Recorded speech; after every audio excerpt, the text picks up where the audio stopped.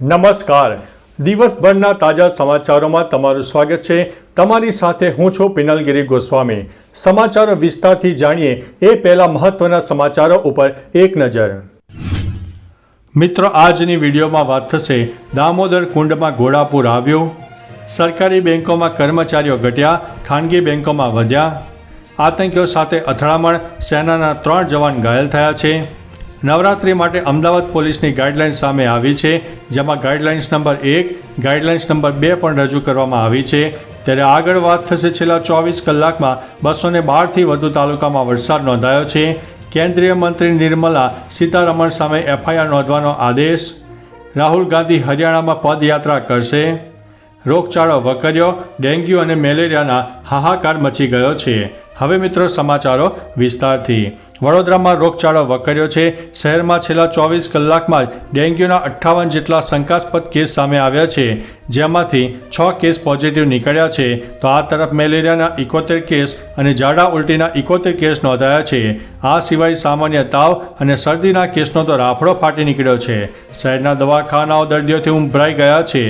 લોકોનું કહેવું છે કે દૂષિત પાણી અને મહાનગરપાલિકાની આડસથી આ રોગચાળો વકર્યો છે.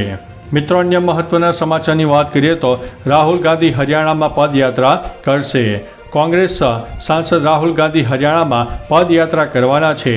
ચૂંટણી પ્રચારના છેલ્લા તબક્કામાં તેઓ 25થી 30 વિધાનસભા ક્ષેત્રોમાં પ્રચાર કરશે. આ યાત્રા રાહુલ ગાંધીની બીજી ભારત જોડો યાત્રાની માફક હશે, જેમાં તેઓ પદયાત્રા પણ કરશે. રાહુલ ગાંધીની પદયાત્રામાં અનેક વાહનો પણ સામેલ થશે. આ યાત્રા રવિવાર 30 સપ્ટેમ્બરથી પ્રચારના છેલ્લા દિવસ 3 ઓક્ટોબર સુધી ચાલશે. પ્રિયંકા ગાંધી પણ રાહુલ ગાંધી સાથે જોવા મળશે. મિત્રો, અન્ય મહત્વના સમાચારની વાત કરીએ તો બેંગ્લોરની વિશેષ પ્રતિનિધિ અદાલતે શુક્રવારે કેન્દ્રીય મંત્રી નિર્મલા સીતારમણ સામે FIR નોંધવાનો આદેશ આપ્યો છે. કોર્ટે ચૂંટણી બોન્ડ દ્વારા કથિત ગેરવસૂલીના કેસમાં સીતારમણ અને અન્ય લોકો સામે FIRનો આદેશ આપ્યો હતો.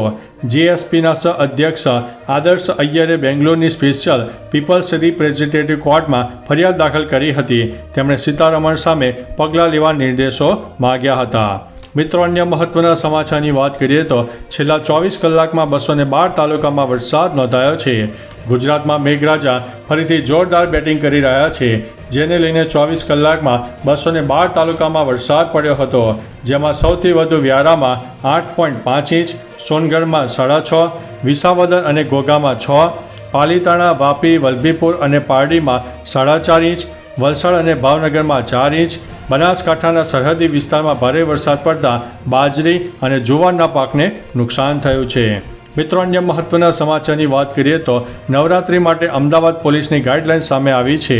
રાત્રે 12 વાગ્યા સુધી સાઉન્ડ અને માઇકની પરવાનગી, સ્થળ પર પ્રાથમિક સારવારની વ્યવસ્થા, પારદર્શક કપડાં ન પહેરવા, ધાર્મિક લાગણી દુભાય તેવા ગીતો વગાડવા નહીં, ગરબાના સ્થળે ચારે દિશામાં 4 વોચ ટાવર ઊભા કરવા, ફાયર NOCની શરતોનું પાલન કરવું, દિવસે પણ સુરક્ષાનું ધ્યાન રાખવું, રાજકીય અને બિનરાજકીય લોકો દ્વારા ઉશ્કેરણીજનક ભાજપ ટાળવું, એમ્બ્યુલન્સની વ્યવસ્થા પણ કરવી. ત્યારે બીજી ગાઈડલાઇન્સની વાત કરીએ તો ઘટના કે દુર્ઘટનાની જવાબદારી આયોજકની રહેશે. મોટા સ્ટેજ માટે PWDનું સર્ટિફિકેટ મેળવવું પડશે. એન્ટ્રી એક્ઝિટ ગેટની સંખ્યા વધુ રાખવી પડશે. ઇમરજન્સી એક્ઝિટ અલગ રાખવા પડશે.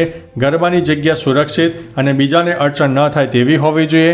દરેક ગેટ પર સિક્યુરિટી ચેકિંગ બાદ જ પ્રવેશની જગ્યાએ કેમેરા, અંદર કોઈ પણ વસ્તુ લઈ જવાની મનાઈ, કર્મચારીઓના ID ફરજિયાત અને પાર્કિંગની વ્યવસ્થા. મિત્રો, અન્ય મહત્વના સમાચારની વાત કરીએ તો આતંકીઓ સાથે અથડામણ, સેનાના 3 જવાન ઘાયલ. જમ્મુ કાશ્મીરના કુલગામમાં સેના અને આતંકીઓ વચ્ચેની અથડામણમાં 3 જવાન ઘાયલ થયા છે. એક પોલીસ કર્મચારી પણ ઘાયલ થયો છે. સેનાને કુલગામના દિવસર વિસ્તારમાં 2 આતંકીઓ હાજર હોવાની માહિતી મળી હતી.